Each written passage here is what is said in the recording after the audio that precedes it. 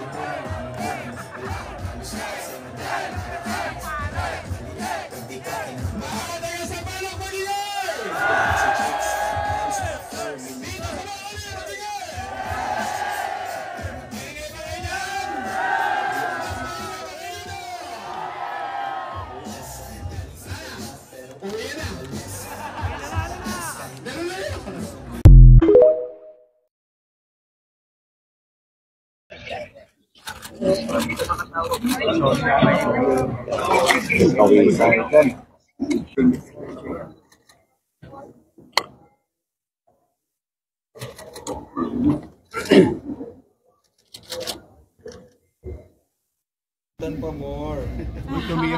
Tumira kami ni Chichi nung isang araw sa kay Armas. Kay Vincent. Ano kanya? Kambing. Yan.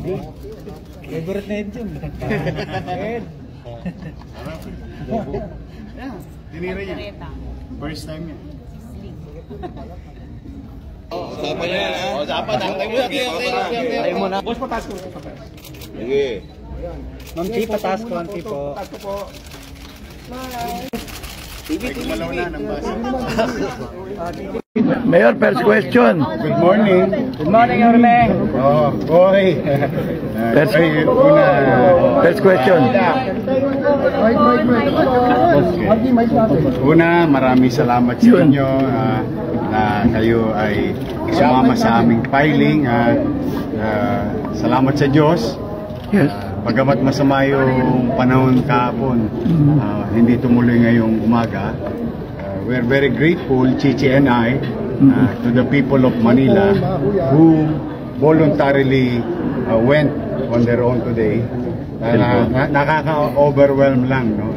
Sa mga nanonood na nagpunta dyan kanina, maraming salamat sa inyo. At kaya magkalala, may awa ang Diyos pagdating ng araw kapag kami ni Chichi at sa pinalad at 10 ng aming mga kagrupo, maglilingkod po kami ng matino, masinop at mainam. Thank you very much. You may ask. Yes. Mayor, magkakaroon ba ng peace reconciliation after this? Kasi etong kampanya medyo magkakasakitan ng damdamin, mga ganon. Sa'yo. Modesty aside. Opo. Even any other election in the past. Opo. After that, wala na. Nakita ninyo, if I may remind you, highly contested yung 2019 election.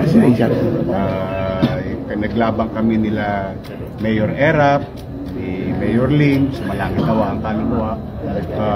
Pagkatapos ng eleksyon, sila yung dalawang pinuntahan ko. Pinuntahan ko si dating Mayor Lito Atienza, dating Mayor Lim, yung mga grupo ni Mayor Estrada, and those people who participated in the course of election.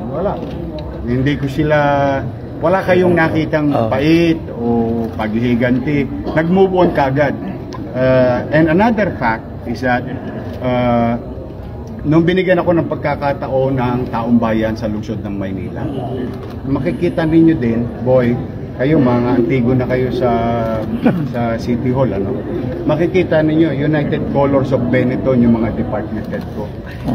Merong tao ni Lin, tao ni Erap, tao ni Lito, tao ni dating Mayor Mel Lopez, lahat naging halos department head. Because we always wanted, like Chichi and I, no?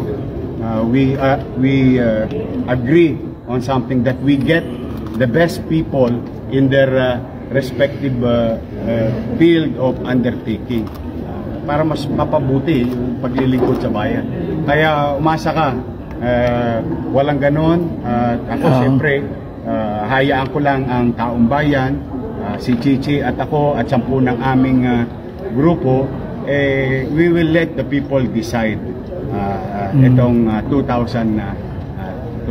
Hayaan namin ng mga batang Maynila, lalong-lalo na yung mga lolo't lola namin dito sa lungsod, na makapamili ng malaya itong darating na halal. Meron po kayong supporters sa baba. Ang sinachant po nila is Yorme, balik ka na, honey, alis ka na.